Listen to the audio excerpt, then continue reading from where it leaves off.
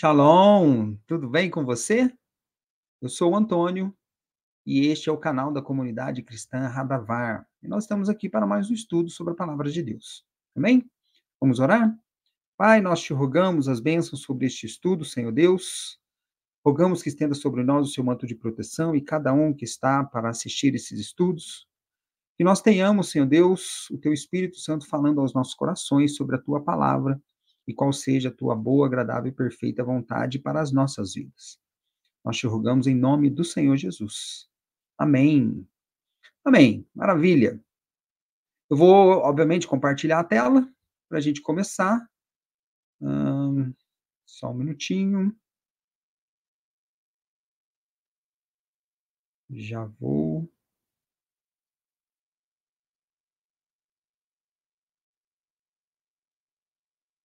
Aqui.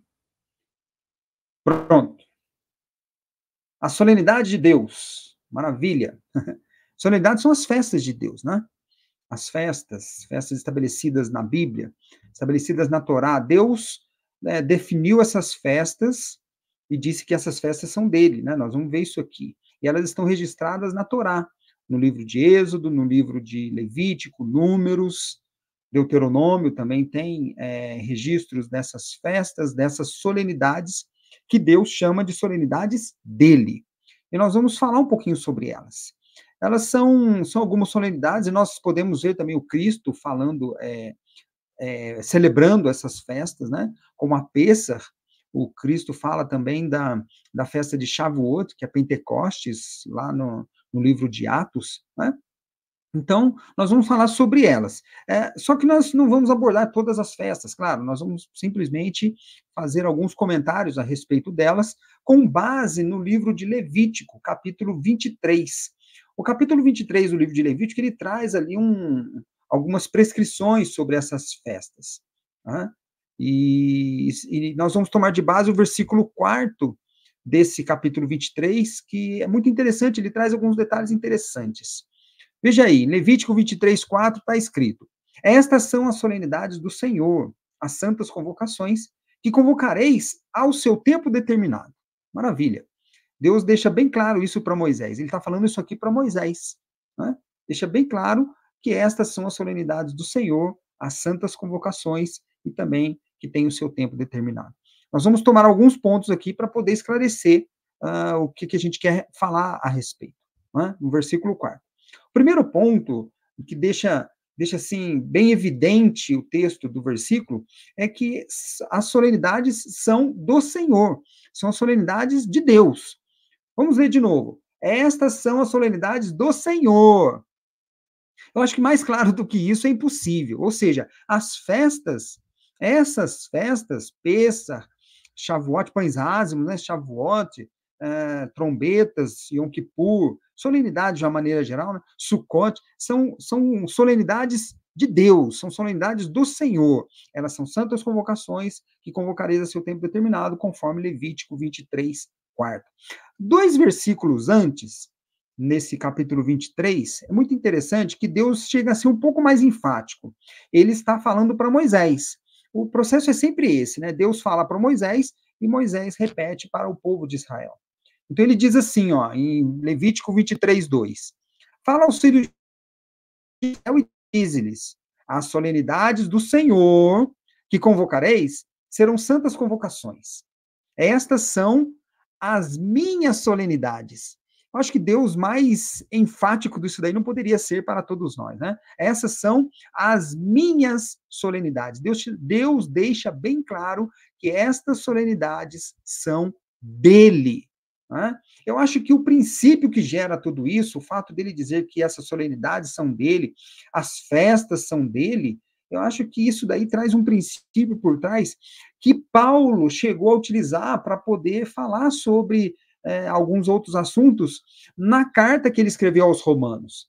Lá no finalzinho do capítulo 11 de Romanos, Paulo fala assim, ó, porque dele, por ele, para ele são todas as coisas. Glória, pois, a ele eternamente. Amém. Glória a Deus.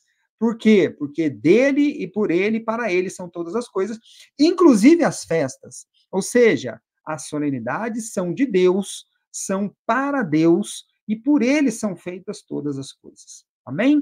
É isso. Essas festas são de Deus. Eu creio que isso resolve aquela questão que chega a ser polêmica, talvez, de que as festas são dos judeus. Tudo bem, pode haver ali um sentimento nacional por conta de Israel, não retiro disso, claro, mas a questão é assim, ó, a Bíblia, a própria Torá, pela palavra de Deus, deixa claro que essas solenidades são dele. As festas são dele. Então, não é uma festa judaica, até porque hoje em dia a gente fala de judaísmo, né? Mas não é uma festa judaica. Nós estamos falando de uma festa bíblica de Deus. Portanto, nós estamos aqui para cumprir a palavra de Deus. Amém? O segundo ponto que eu gostaria de enfatizar naquele versículo 23 é que essas solenidades de Deus são santas convocações. Presta bem atenção, santas convocações. Veja bem, veja de novo, né, o versículo 23, 4. Estas são as solenidades do Senhor, as santas convocações. Repito, santas convocações, que convocareis a seu tempo determinado. Então, ele já havia deixado claro que as solenidades são dele. E ele repete uma situação que é muito importante, que ele diz que são santas convocações. Tudo que é de Deus é santo, óbvio. Se as festas são dele, as festas também serão santas. E isso traz para nós um mandamento que aqui, nesse versículo, chega a ser implícito, mas não é em outros aspectos. É assim, ó, para a gente participar de uma convocação santa, nós também temos que expressar a santidade requerida. Nós não podemos entrar em lugar santo se não estivermos em santidade. Nós não podemos participar de algo que é santo se não estivermos em santidade. Deus já havia falado sobre esse princípio um pouco antes. No próprio livro de Levítico está registrado assim, ó, Levítico 11:44. Porque eu sou o Senhor vosso Deus. Portanto, vós vos santificareis e sereis santos, porque eu sou santo. Glória a Deus. Aleluia. Veja bem, Deus está falando que é para nós nos santificarmos. E que nós temos que ser santos, porque ele é santo. Isso é um mandamento, não é uma sugestão, é um mandamento. Como mandamento, na nossa vida, nós precisamos ser santos. E quando formos participar das festas, temos que ser santos também. Isso aqui é um princípio geral, mas no caso das festas, tem ali como perceber que, se não estivermos santos, alguma coisa ali não vai sair legal. Né? Pedro, na sua carta, na sua primeira carta, ele chega a citar Levítico, esse versículo de Levítico. Ele fala assim, ó, porquanto está escrito, ele já deixa claro que está escrito, ele está lendo justamente o livro de Levítico, né? Vai cá, sede santos, porque eu sou santo. Ele repetiu exatamente isso, exatamente as palavras de Deus que estão no livro de Levítico, ele deixou claro aqui na sua primeira carta. E isso traz para nós que aquele princípio lá permanece. Óbvio, o princípio da palavra de Deus, a palavra de Deus é eterna, então não tem esse negócio de dizer que não é para ser santo, que a gente não precisa, que nós não precisamos nos esforçar para sermos santos. Não tem nada disso. Pelo contrário, Pedro aqui está citando o Levítico e está deixando bem claro, sede santos, porque eu sou santo, referindo-se a Deus. O nosso Deus e Pai eterno é santo, então nós precisamos ser também. Amém? Paulo também falou sobre isso.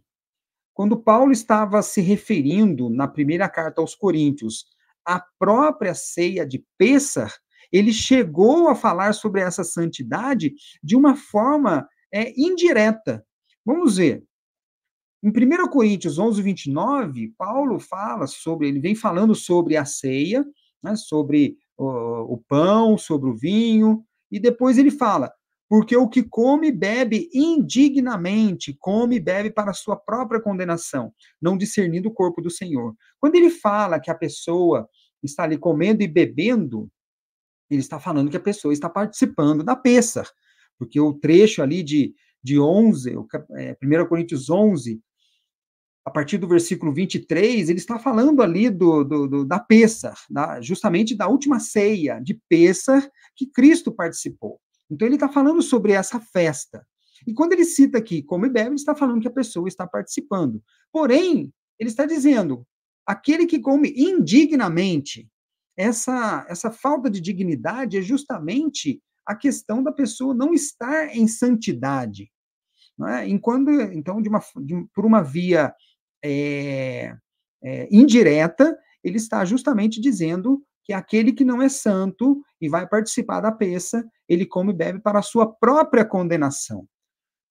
Lembrando, quando Moisés foi falar com Deus, expressando na sarça ardente, né, manifestando-se na sarça ardente, Deus pediu logo de plano para ele, olha, tira as sandálias, porque o solo que você está pisando é santo. Então, nós temos que ter realmente uma atitude, uma postura de santidade para chegarmos num lugar santo, para chegarmos nessas festas que são santas convocações. Isso nos convoca realmente para que nós possamos deixar ali os nossos vícios, os nossos instintos, os nossos pecados, nós precisamos superar tudo isso para podermos realmente entrarmos em santidade e buscarmos ao Senhor através das festas que são também perpétuas. Nesse trecho aqui, nesse versículo 11, versículo de Levítico 11, 4, realmente não fala, mas essas festas são perpétuas. Ele deixa bem claro sobre isso daí em outros versículos da Bíblia. Bom, é isso. Paulo também falou sobre essa santidade. Então, não tem como nós participarmos das festas do Senhor, das solenidades do Senhor, estando sem pelo menos buscarmos essa santidade. É nesse sentido que nós precisamos compreender. O último ponto que eu gostaria de frisar sobre esse versículo 4 diz respeito à expressão tempo determinado. Quando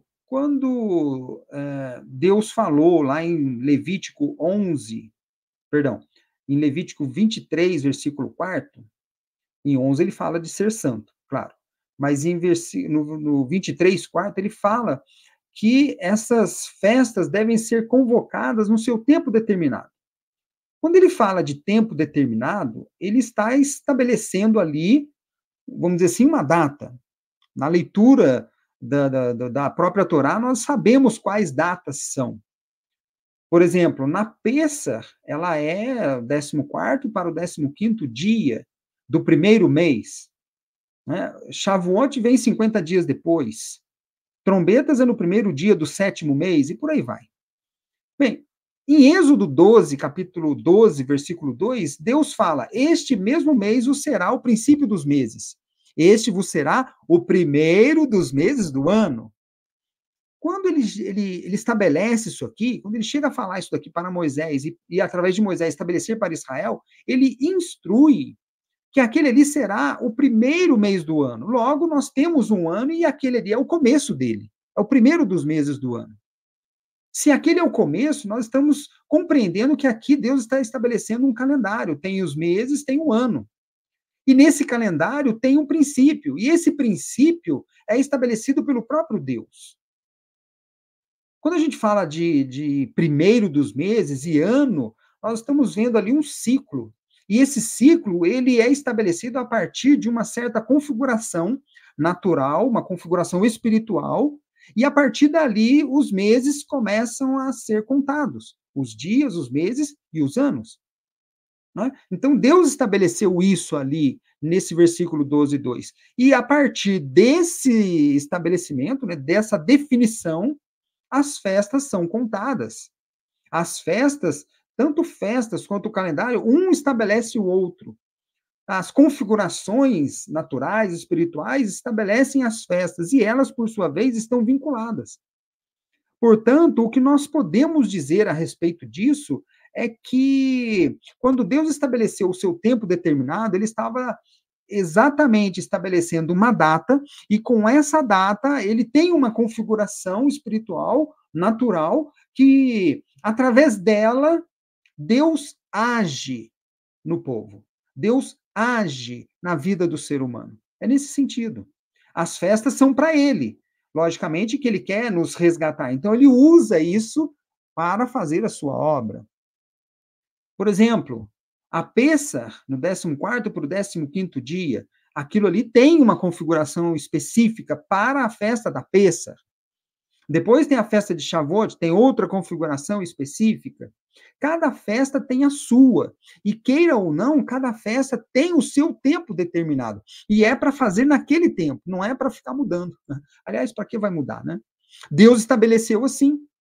Deus estabeleceu e disse que essas festas serão perpétuas.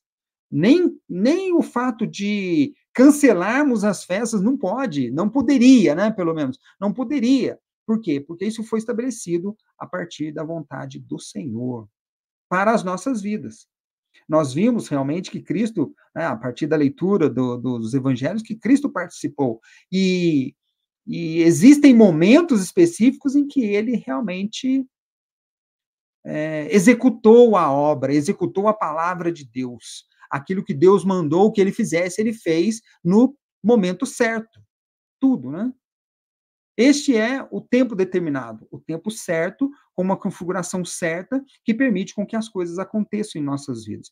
A título de exemplo, Deus estabeleceu esse primeiro mês, 14, 15 dias depois, aliás, 10 dias depois, o povo foi instruído a levar um cordeiro para casa. Esse cordeiro foi ali assistido durante 4 dias. No 14º dia ele foi sacrificado. No início do 15º dia houve ali uma ceia, a Pêssar, antecipando a passagem do destruidor que levaria os primogênitos do Egito. E logo em seguida veio a libertação. Então é um momento em que nós podemos pensar em libertação, e isso é muito sério. Isso para falar de uma maneira bem superficial sobre a Pêssar. Existem outros, e cada um tem a sua, como eu disse, cada um tem a sua configuração. Cada um tem o seu aspecto histórico, a sua configuração, e também o seu aspecto profético, que antecede ou antecipa a visão do próprio Cristo séculos mais tarde. Amém? Então é isso. Essas são, só um minuto, essas são